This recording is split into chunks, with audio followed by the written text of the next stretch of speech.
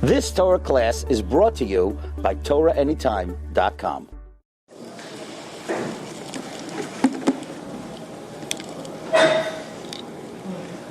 So Yosef makes the remarkable statement, which is a way of life, an outlook, a Torah outlook. And now, you should know that you didn't send me here. It's not your fault that I was sent here. It was orchestrated by God.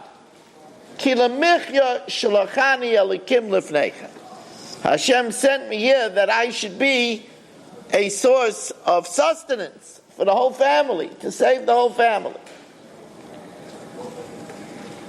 Says the Eitzes Penina HaTorah, the realization that the bad things that happen to a person is really for the good, and it didn't happen because of the person that did it to him or her,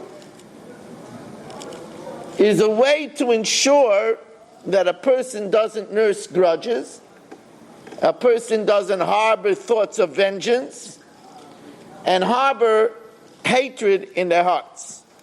It's not an easy thing. But Yosef is saying, Hashem wanted me down here. You didn't cause me to come down. And look, I became viceroy of the entire land. Incredible honor. So, there is, Yosef first says, and he says it twice. He says, first of all, you have to understand I was sent down here because of Midas Hadin.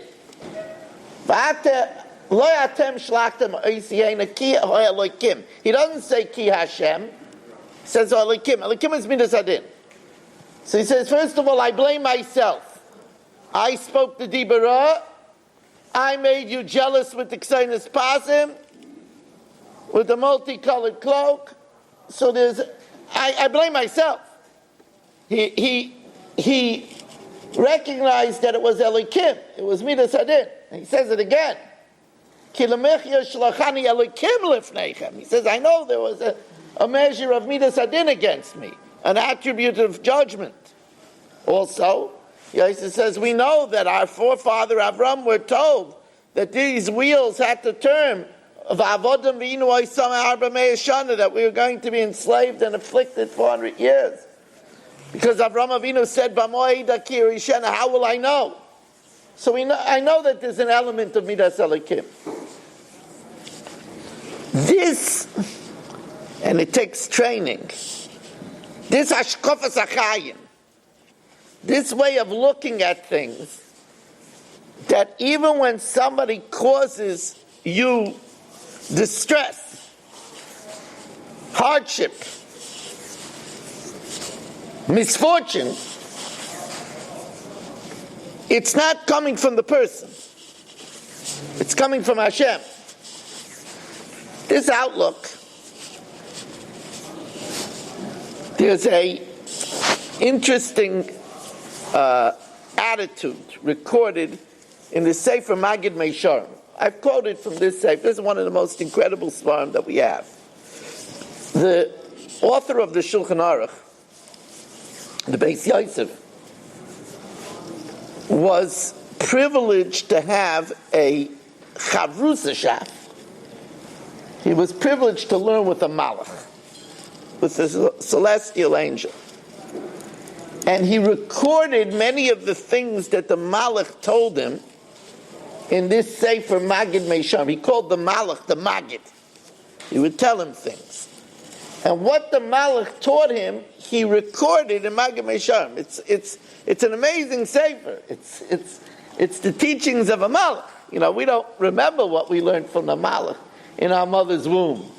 But here we have a Sefer that records the teaching, and it's not, you could say, well, how do I know how accurate it is? It was written by the Baal Shulchan Aruch. The Beis Yosef was orderly and exact, so he recorded. So here we have a conversation that the Maggid had with the Beis Yosef about something unpleasant in the Beis Yosef's life. The Beis Yosef was a leader, and like many leaders, he had enemies.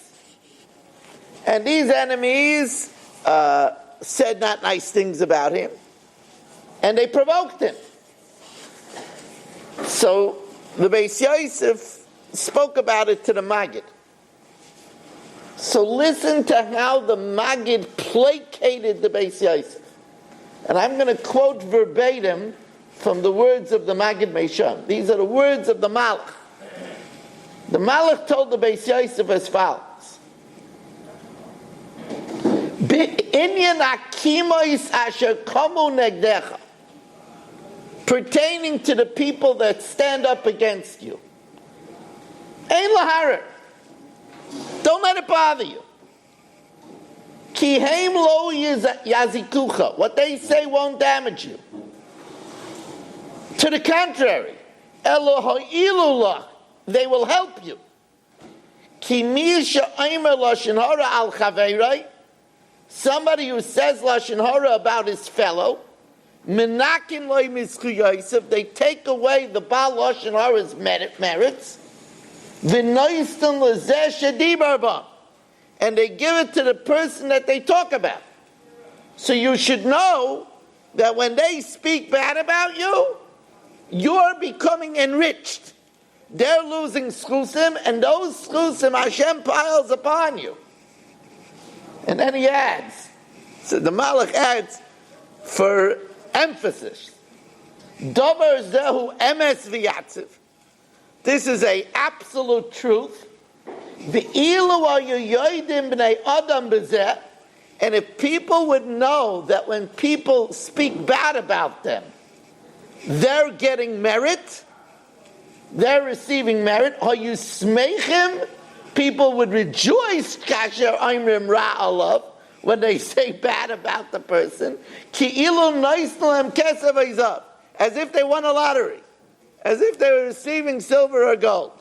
So the Maggid said to the Beis Yosef, in short, the Maggid says to the Beis Yosef, you should know, when these people talk about you, you should know that it's not going to hurt you, it's not going to have repercussions. To the contrary, it's a benefit for you. Because these people, when they talk bad about you, they lose schusim, and those schusim go to you. And he says this is an absolute truth, and if people would realize it, they would be happy when they hear somebody said something about them. Instead of being angry, they would be happy as if they received silver or gold. It's an outlook. This is Ashkafas HaKaim. Now, I want to add two caveats to this. The first one is that shouldn't stop you from being Michael, the person that spoke bad about you. And so I'm not going to be Michael him, because if I Michael him, he's not going to lose schusim, and I'm not going to get schusim. No. As soon as he spoke bad about you, you got the schusim. That shouldn't stop you from being Michael, the person. And I can't emphasize how important it is to get into the habit of being Michael people. You know, in this week's parsha, the Tzror Hamor makes a diak. It's a famous diak. Others make the same diak. Yosef tells the brothers, Va'ata, and now al tayotzu. Don't be sad. So the word Va'ata sounds strange. What do you mean, and now? So we could conjecture that Yosef was telling them, Ein Va'ata l'loshen tshuva. The trick is not to be sad. The trick is not to be sad. The trick is make sure it doesn't happen again. Va'ata al tayotzu. You know, they say, don't get mad, get even, you know. Don't be sad. Va'ata, we have a klal in all over Chazal. Then it says, Va'ata, ein va'ata el loshen tshuva. And the reason for that is because most people mess up by procrastinating. That's the biggest trick of the Yetzer Hara. The person is not getting so along with their spouse.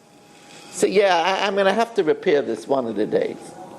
Just, it's too busy now. Can't get around to it now. That's the Atzas HaYetzer. One of these days I'm really going to have to start giving tzedakah, but not now. I'm going to have to start going to Minyan, but not now. Not now turns out to be never. So ve'ein va'ato el lashon tshuva. You want to do tshuva, do it now. Not tomorrow, not in a few hours, now.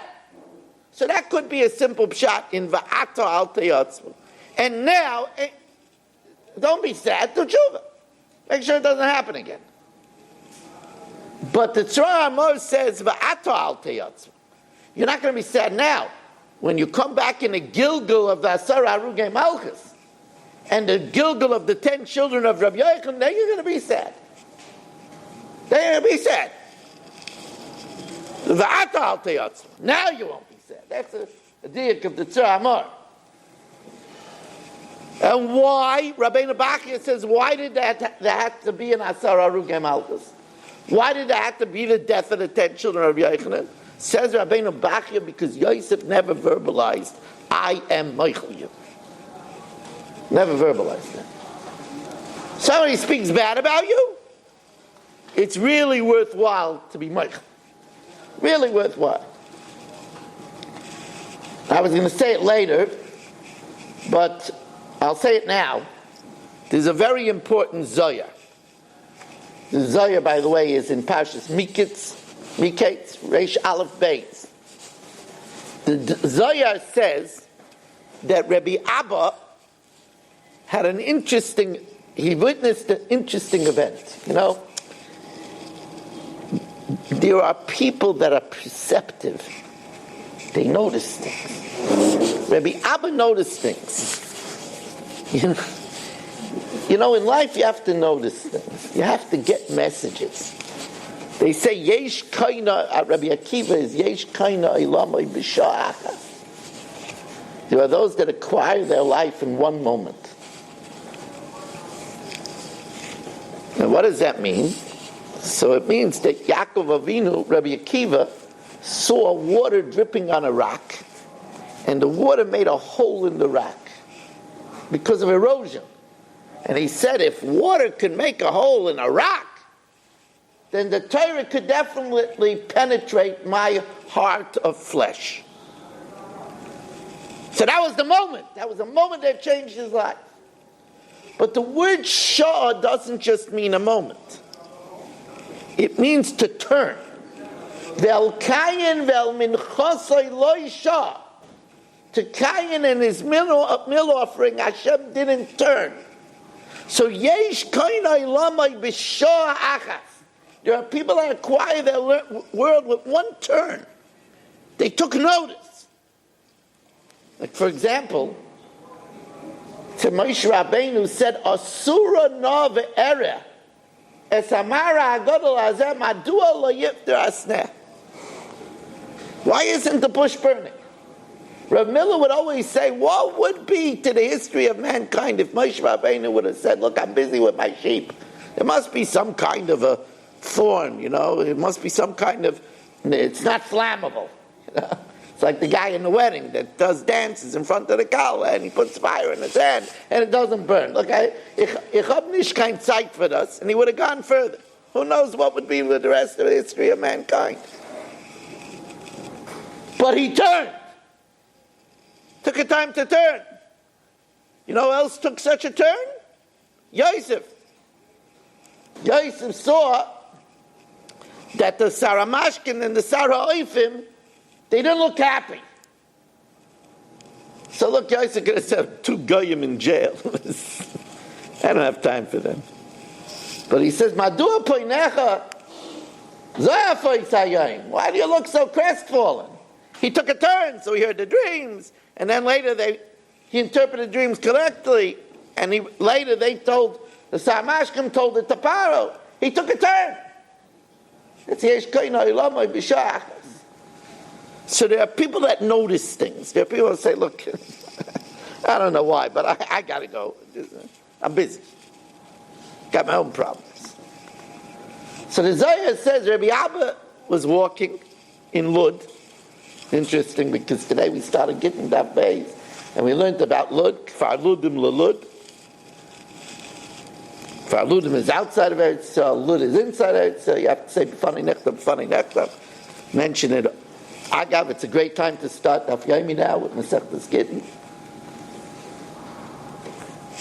We are looking for a sponsor for Masechtas Gittin. If anybody wants their name mentioned, hundreds of people are listening on Kol Lashon on TorahAnytime.com.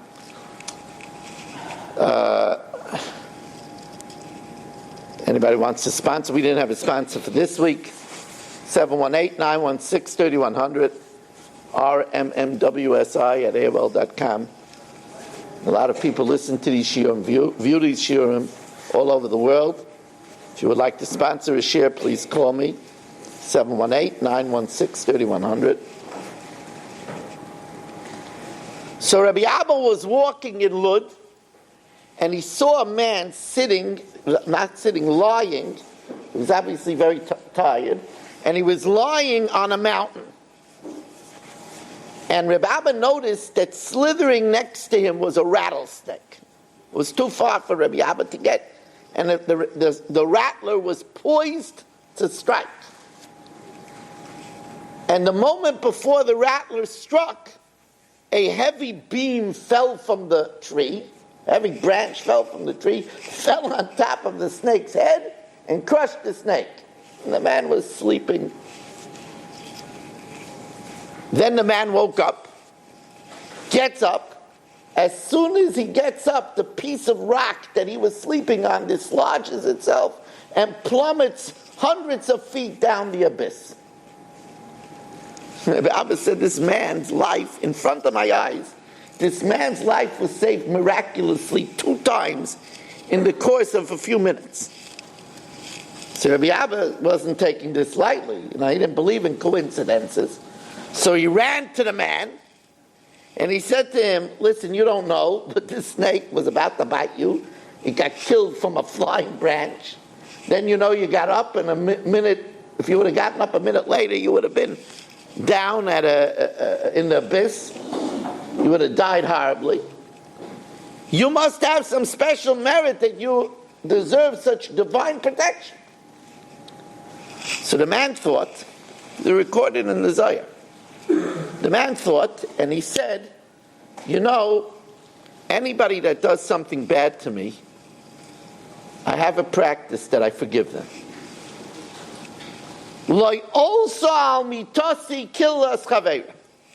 I never go to sleep without saying, I forgive anybody that hurt me. Rabbi Abba says, oh, that's why. Such people Hashem wants on the planet. Forgiving people Hashem wants on the planet. That's Hashkafas HaChai. We know Kol HaMaver Al Midaysev Ma'avira Mimenu Al Kol Pshav. Forgiving people Hashem wants on the planet. It's one of the great lessons of this week's parasha.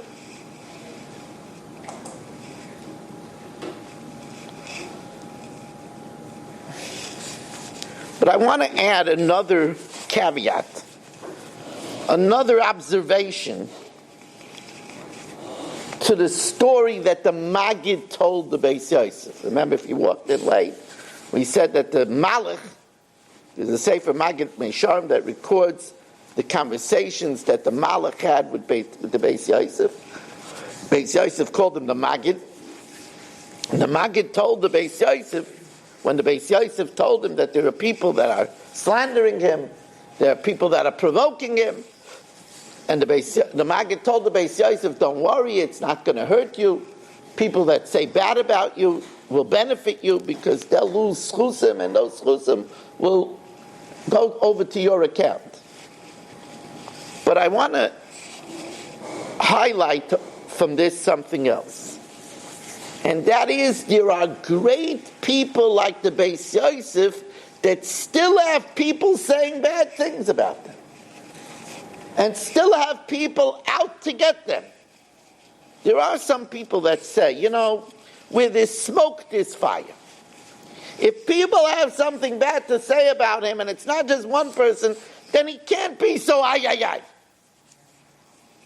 That's not a Torah attitude. There are people who are great people that have antagonists. And there are several reasons for this. One of the reasons is that success generates jealousy. People are jealous of successful people. That's the way it is. There are people that are not successful, and they're jealous of successful people. Success breeds jealousy. Jealousy breeds dislike. But then there's another thing. A Jewish leader is very responsible for the people that he can influence. Part of being a Jewish leader, I go to a convention this year centered around the discussion of leadership. I spoke a few times at the convention, but not about leadership. And one of the responsibilities of leadership is accountability for other people.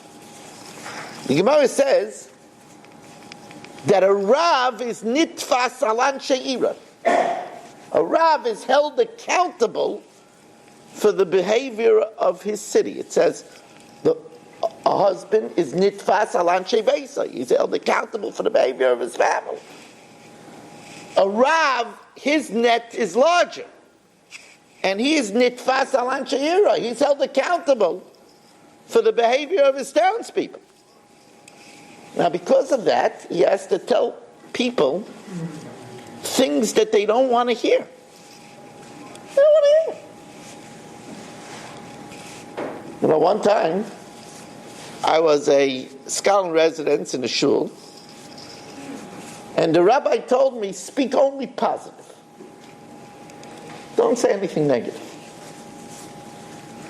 Because if I say something negative, he gets complaints.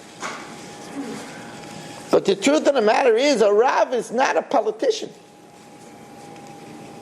A Rav is supposed to say, collectively there's not enough tzedakah. If everybody is calling out at an appeal for Bikur Chaylim $100, what do you mean? Everybody should call them out the same amount of money? The doctor should be calling out the same amount of money as the plumber? Something's wrong. Now that's not politically correct. Today's society, a plumber might make more than the doctor, but that's besides the point.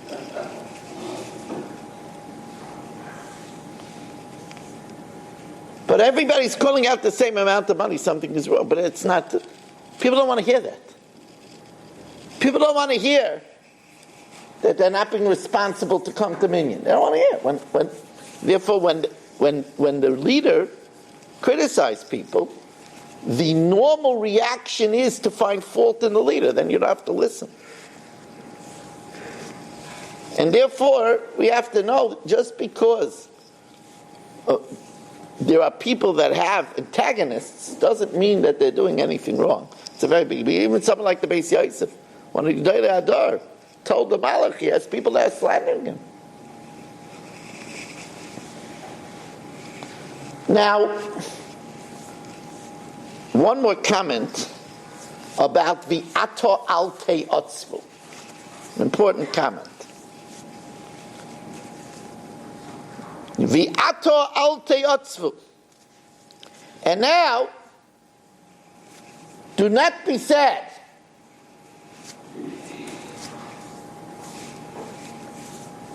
Says the Yagdal Torah that atzvus and kas beis achoyesei. Sadness, gloom, depression, and anger are sisters. They go hand in hand. Hashori atzvus bal lechlal kas. That somebody is in a state of depression, it's likely that the person will come to anger. That's a profound statement. It goes hand in hand. A black mood and anger. Now, it's important to know this because once it leads to anger, you say depression is one thing. Sadness is one thing. It leads to anger. Anger already, it says, somebody gets angry, he's going to need all the treatments of hell. And that's already a much more serious thing. Of course, then it's understood that if a person has a prolonged state of sadness and gloom, it doesn't bode well for marriage. First of all, the sadness itself doesn't. When a person is sad, he pulls down or she pulls down their mate with them. So that in itself is no good. But I want to show you an interesting thing.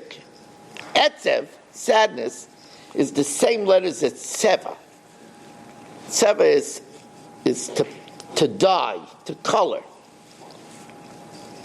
And when a person is depressed, everything that they see is colored because of their depression. The whole world looks different.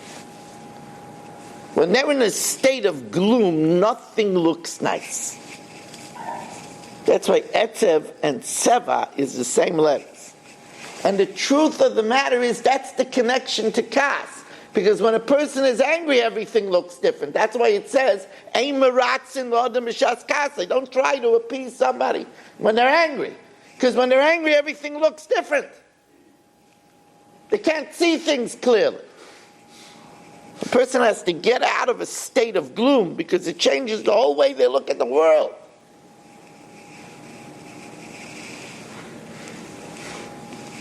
Now the parsha starts off, going a little bit out of order.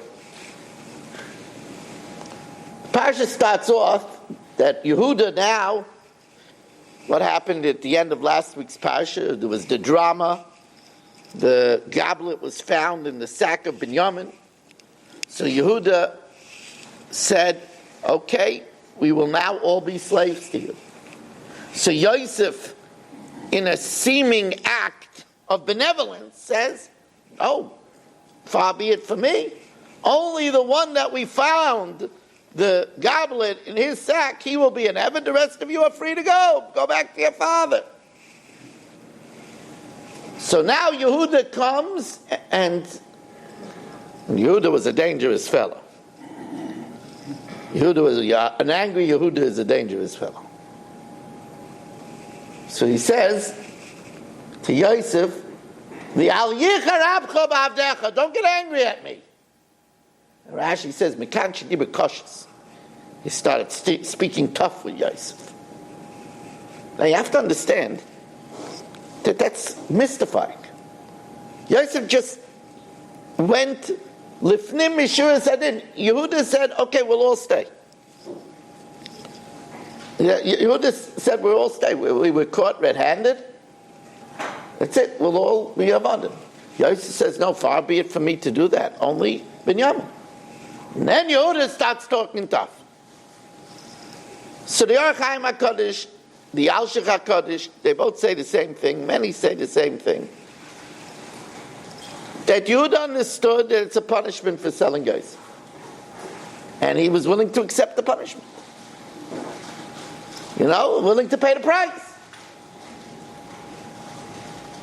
But when Yosef said only Binyamin, the one person that wasn't guilty at all of the sale of Yosef, then he said, then this is a cruel monarch. It has nothing to do with me, the Sadin. Now he started talking tough to the monarch. There's a problem with that, though. Even in the beginning, why should Binyamin suffer? Why should Binyamin be incarcerated? He wasn't guilty. So Rabbi Yonasan Eibshitz says a different pshat.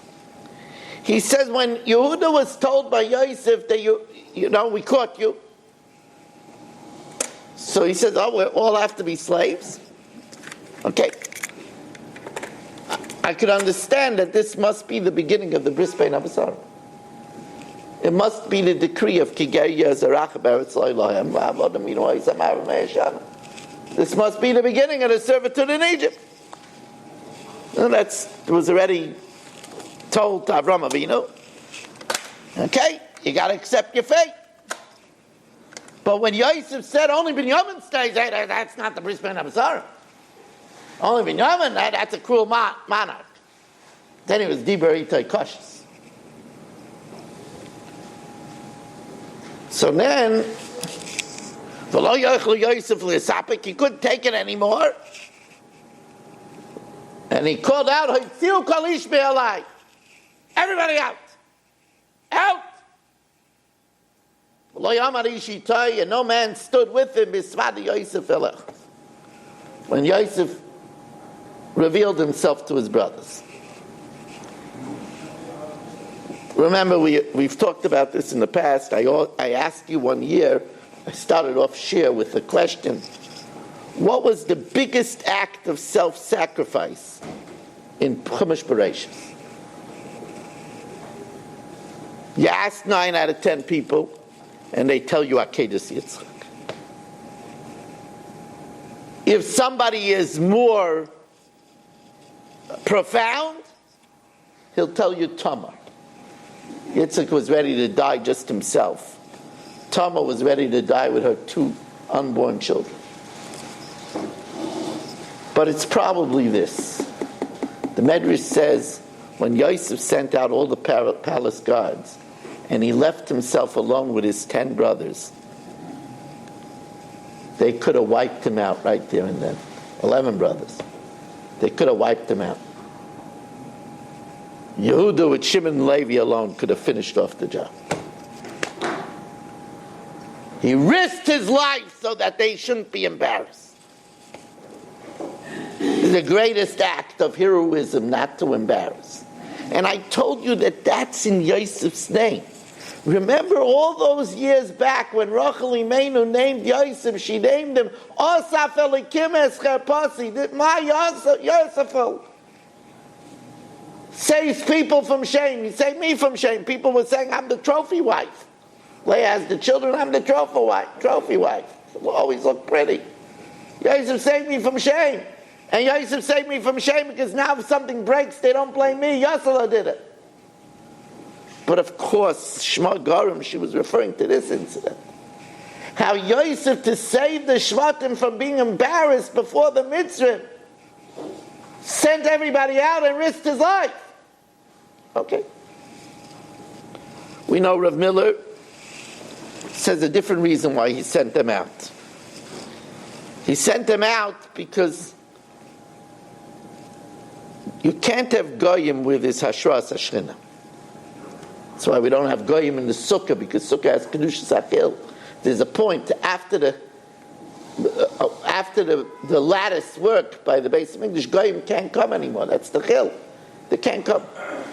Now that the brothers were about to make up, the Shechina was going to be shayra on them. At that point of Hashras Hashchina, Goyim don't belong there. Haitziu kol ish me'alai.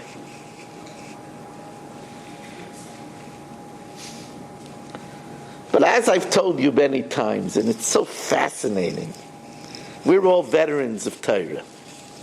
These pshatim you might know. But I heard another pshat over here in Oitziu Kol Ish Me'alai that's such a sparkling example of how the Torah is nidreshes b'shivim panim. When the Admiral Menachem of Amshinov took over the Kisei Kvoid Kedushas Amshinov, and he became Rebbe, he was 18 years old. 18 years old. And shortly afterwards, he was also appointed Rav of the city. And the first Shabbos, when he was going to say his introductory drasha in the Beis HaKnesses HaGadol, it was a huge throng of people. And it was Parshas Vayigash. So he started with great hislavus, with great passion. And he said, Yosef said, Hoitziu kol ish me'alai. Said the Rebbe, you know what he meant? Hoitziu kol ishus me'alai. Hashem, remove all human emotions from me. when I reveal myself to the brothers, I don't want to feel any sense of vengeance. Now I'll get you back for what you did. I don't want to feel any sense of vindication. Take all the humanity out of me. I shouldn't act like a vengeful human. And the pasuk testifies that Yosef was successful. V'loy amad ish itoy. There wasn't any simple humanity in him. Bisvada Yosef elech, when he revealed himself. There was no, I got you, I showed you. Look what you wanted to do to me. And now let me see you. How you feel. You're under my control. There was none of that. And they testify that when the Amshinava was saying this, it was clear he was referring to himself, that as an 18-year-old, he shouldn't feel any feelings of pride, standing and darshaning to people 4 times older than him in the Beis HaKnesses HaGadol. That Hashem should take any issues out of him, any such human feelings. To me, the pshat, it's so amazing. You look at a pasuk in the Torah and you see how many different angles of pshat there is in a pasuk in the Torah.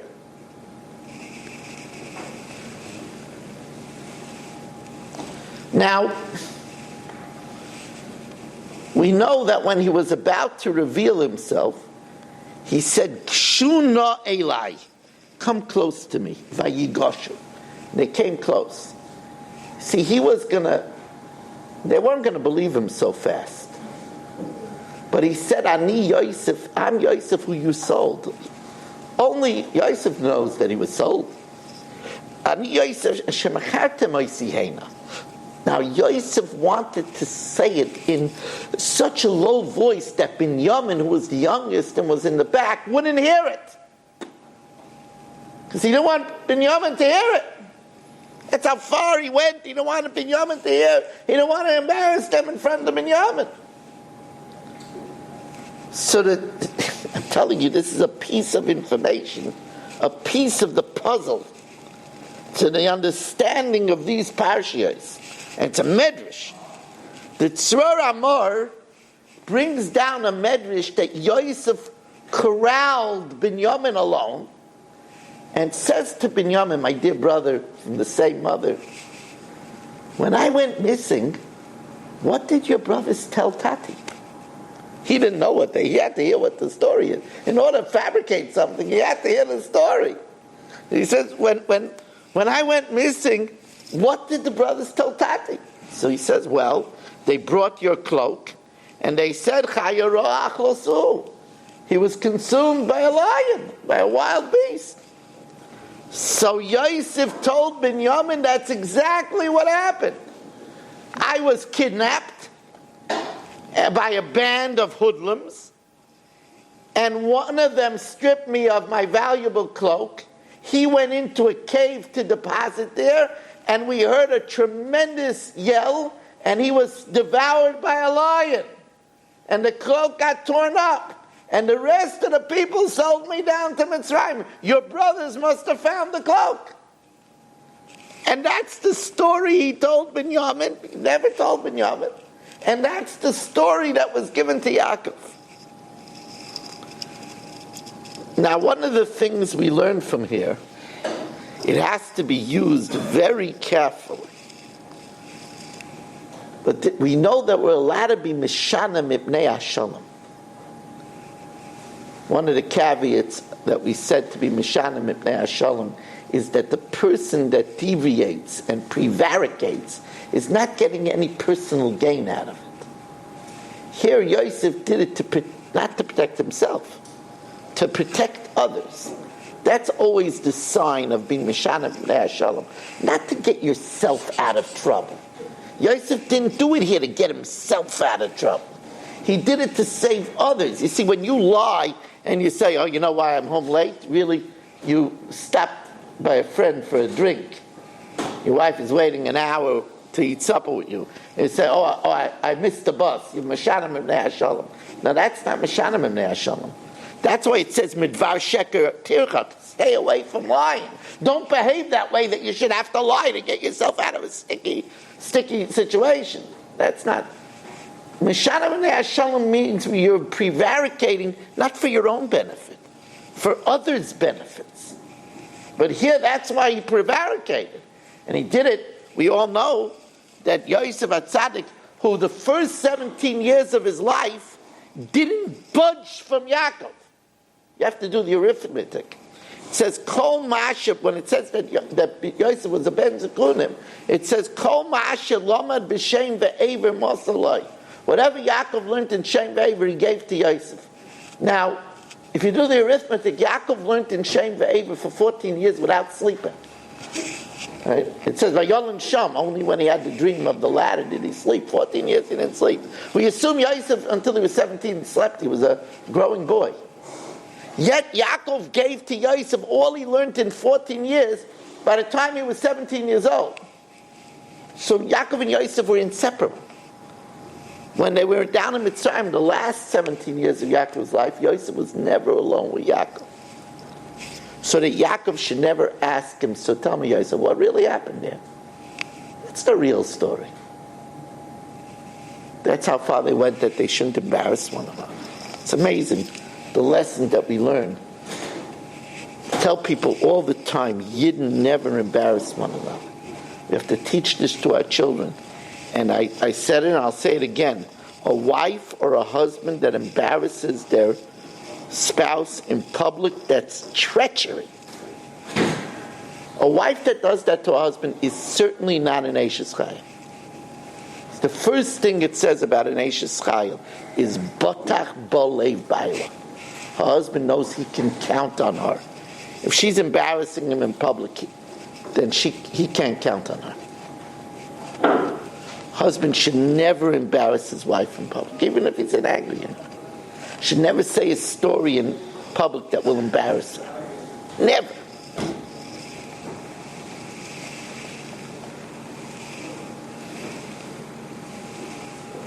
Now here we have a mystifying thing. Vayagidu loy leimar. They were excited to tell Yaakov finally, after 22 years. Oh, Yosef Chai, he's alive, Tati, he's alive. Vayofig liboy ki lo yemen lahem. Vayofig liboy, the Ramban says he had a heart attack. Ramban says his heart stopped. Ramban says that happens sometimes from simcha, from joy. He had a heart attack. Vayofig liboy ki lo yemen lahem. He didn't believe them. Now, it's kind of unbelievable to hear your son is alive after 22 years. Never heard from him. But why didn't he believe them? It's very mystifying. We know that the dreams, it says, Va'aviv shamar es hadavar. The father waited. Shamar means wait. Right? Like Shamra ala Pesach.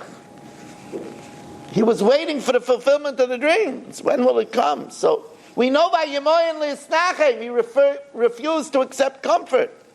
He felt that Yosef was alive. So why v'lo yemen lahem? Why didn't he believe them? This would be the fulfillment of the dreams. This would be a reason to bow down. Why ki lo yemen lahem? This is, by the way, a big mystery. So the Chidah in the Midbar Kedemus asks this kasha. Says he doesn't understand. Why didn't he want to believe them? So the Chidah says that Yaakov believed bris krusa l'svasai. There's a covenant to the lips. If a tzaddik says something, it happens. And the Chidah says Yaakov knew this to his great sorrow, because he said, Im asher timtzeh lo yecha lo yichyeh. The one you find your truffin by will not live. And since it was by Rachel, she died. 36 years old. So Chidah says he knew. Yaakov felt with his very being, bris krusa l'svasai, there's a covenant to lips. Famous mice in Eretz Yisrael, there was a Beis HaKvaros. that they just opened up a new Beis HaKvaros. And a man said that he wouldn't mind being buried first in this Beis HaKvaros. And a few days later, he died suddenly. Gotta watch what you say. Watch what you say. So says the Chidah, since Yaakov heard that Yehuda said, V'achiv meis,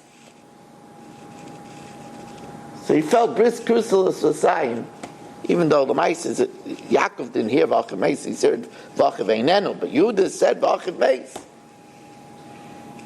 That's the way the Chidah learns. That's why Yaakov thought Yosef wasn't alive. I want to make a few other suggestions.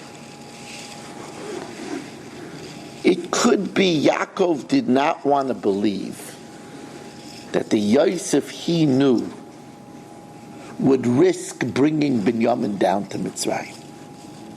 After his mother died al haderech, and after Yosef was taken al haderech, he couldn't believe that if it was Yosef, he would have orchestrated having Binyamin travel down to Mitzrayim. He couldn't believe that his Yosef would accuse his brothers to be spies. He couldn't believe that Yosef would incarcerate Shimon. He couldn't believe that Yosef would put the money, plant the money back in the sack. These things he couldn't believe. It's only after they gave him the simon, the wagons, that the last thing they learned was Egla Rufa, that he was believed in. Then I had another thought. When Yaakov heard that Yosef was alive, that could only mean one thing. That when the Shvatim said Chaya Ra Achlasu, they were lying. And when they said an evil beast ate him up, they weren't telling the truth. And Yaakov didn't want to believe that. So Lehem and Lehem. A lot of possibilities.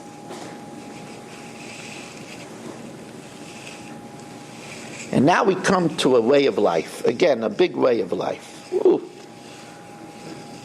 A way of life which is a big challenge today, in today's day and age. Vayomer Paro Yaakov, Paro said to Yaakov, Kama yemei shnei chayai.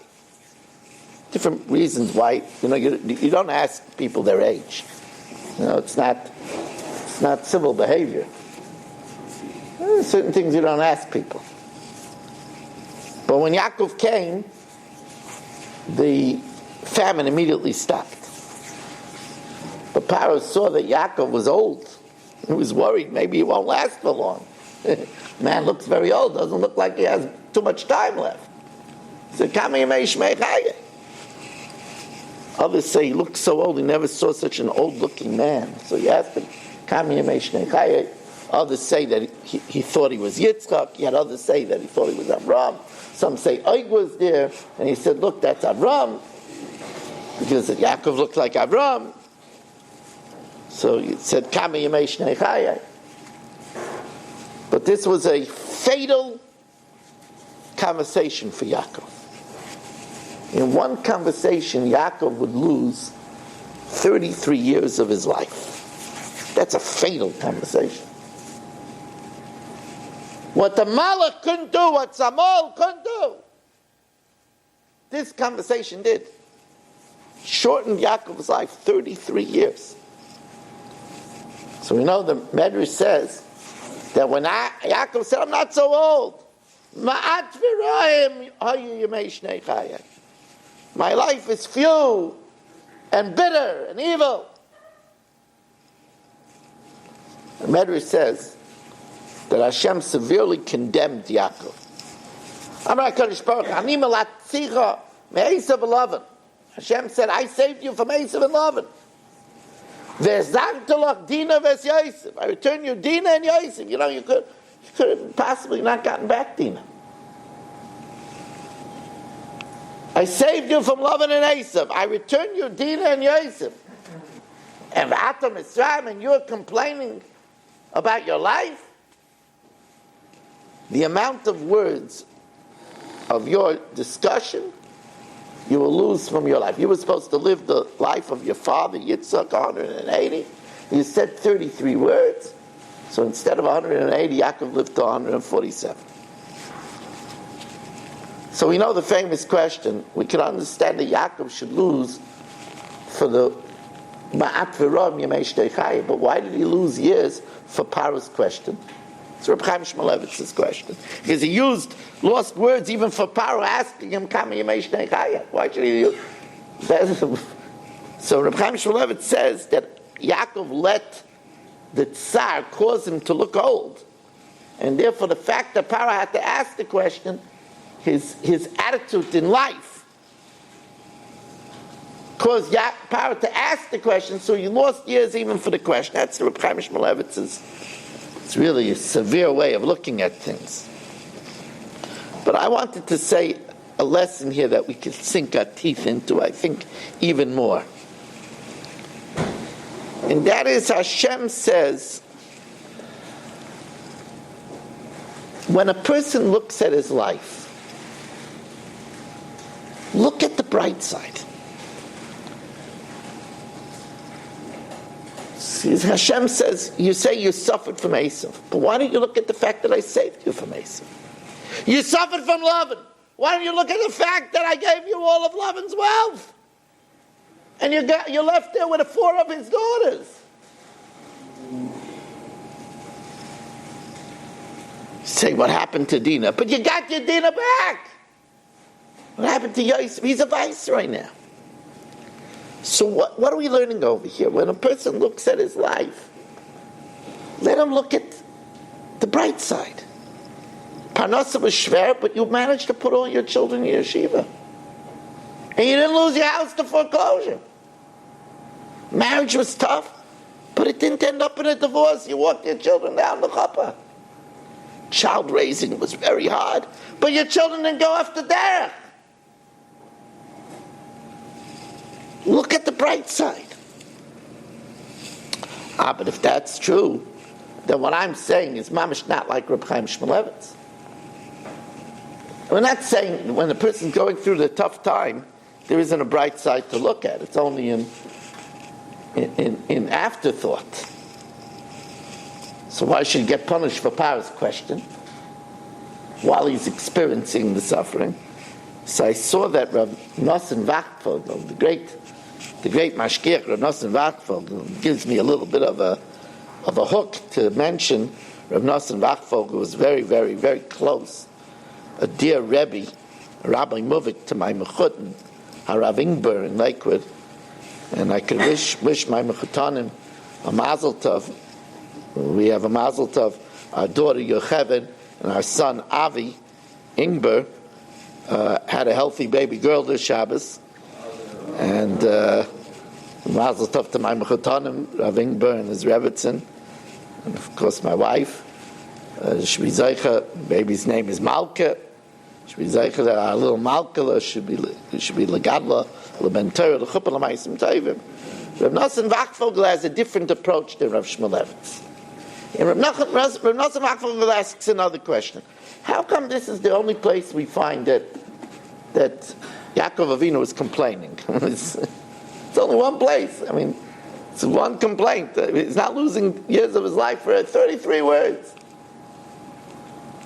So he says that that's because Yaakov had a conversation with a guy.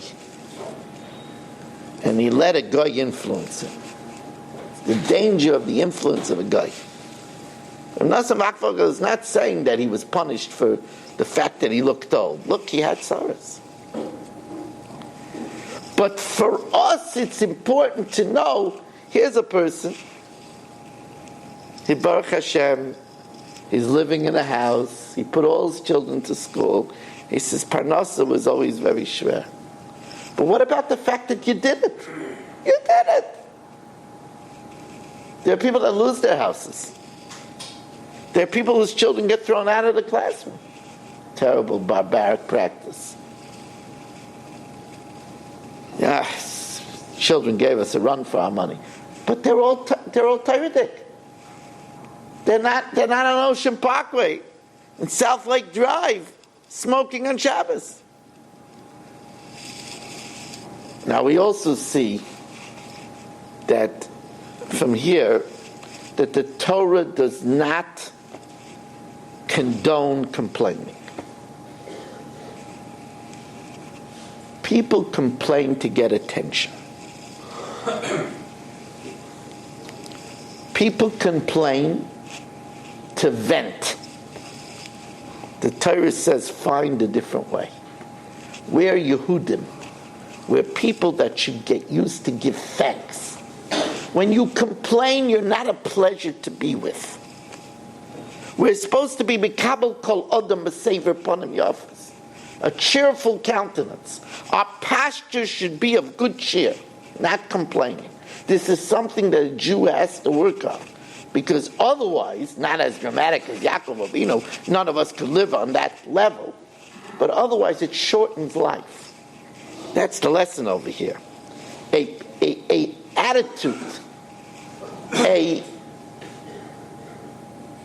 temperament, a posture of complaining is not good for one's health. And it's not good for one's marriage, and it's not good for one's relationships.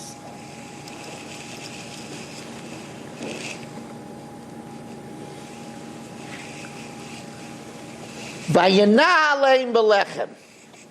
So now Yosef, the minister of agriculture, led them with bread. He directed their lives. The Maisa with Rav Zalman Sorotzkin, I had the schia to be by Rav Zalman Sorotzkin's Levaya. It's in front of the Beis Yaakov in Borough Park. Not Rav Zalman, that was Rav Sorotzkin, his son. Rav Zalman Sorotzkin, the Aznayim LaTorah, was once in America collecting money for a yeshiva. And as he was collecting money, so the rich people said, we'll give you money on a condition. What's the condition? That you have to preach Zionism. You have to preach Zionism. You want us to give you money, you have to preach Zionism. So Rav Zalman Sorotzkin told them an interesting thing. He says, when Yosef gave food to the brothers, it says, Vayichalkel Yosef es aviv es achiv. He supported them. When he took care of the Egyptians, it says, Vayina aleim belechem. He led their lives with the bread. It says, you want to give to a guy, you could give it with strings attached and tell them how they have to lead their lives. But when you give to your own, you don't tell them it's with strings. It's with stipulations. There it's Vayichalkelas Yosef. We have wealthy people that want to make. So you want me to give to your yeshiva? I have demands. Wealthy people shouldn't have demands. Let the yeshiva be run by the experts in chinuch. Your job is to be a Malzik Torah. Your job isn't to control the Torah. I want to conclude with a story and an important lesson. I could die now. The dramatic reunion of father and son after 22 years. The famous story of a dramatic union between father and son. It happened on a Yom Kippur. On Yom Kippur there was a break before Yizkor, and a man went out of shul in Eretz Yisrael to get a breath of fresh air. He was a little bit faint from fasting, so he went outside. To his great dismay, he sees an old friend of his from Britain smoking a cigarette on Yom Kippur outside. He wished his friend a Gemar Chasima Tova, and he didn't make any comment about the cigarette. He said, it's Yom Kippur, we're about to say Yizkor. maybe you come into shul. So this man, by the name of Robert, he says, I have no use for God. During the Holocaust, he took my only son, Yitzchak, and until he returns me my Yitzchak, I have no use for God. So the friend said to him, look, I understand you're grieving for your son, and I understand you're angry. But have you been in shul since you lost your son to say Yiskafeh? He says, I haven't been in shul for 40 years. He says, well, it's high time. I know you're angry, but do something for your Yitzchak. Come in and say Yiskah.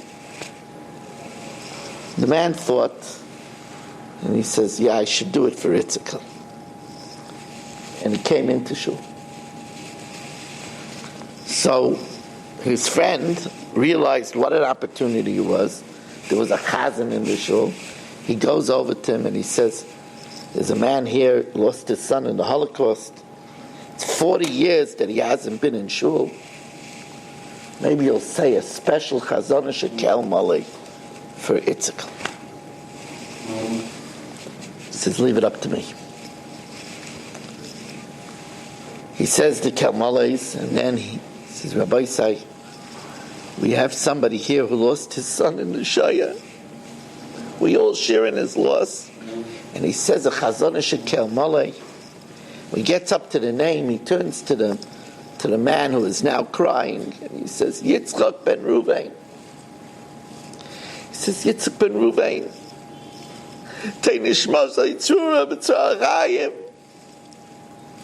He says the Kelmali, everybody answers Amen. Afterwards, now the man is streaming tears down his eyes. He goes over to the chazan. He says, thank you. The chazan looks at him. He says to him, is your name Itzkowitz? He says, yeah. He says, Tati! Chazan was his son. He never was killed in the Holocaust. They were shooting and they killed his mother, and he managed to escape. Father and son are reunited after 40 years.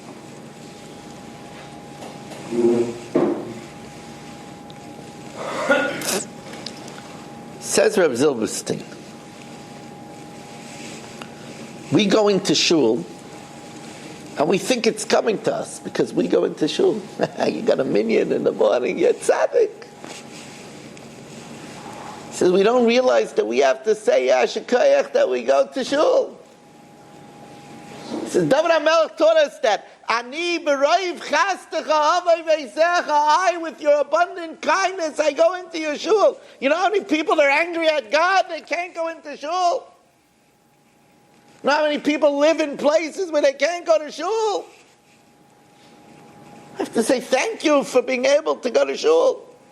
We just had a Masechta Saita that the theme of Moedim D'Rabbanan, the Moedim that we say in Chazaras Hashatz, is that we say Moedim, that we have the smarts to say Moedim. So we say Moedim, what do we say Moedim for? Al Shanachnu Moedim Lach.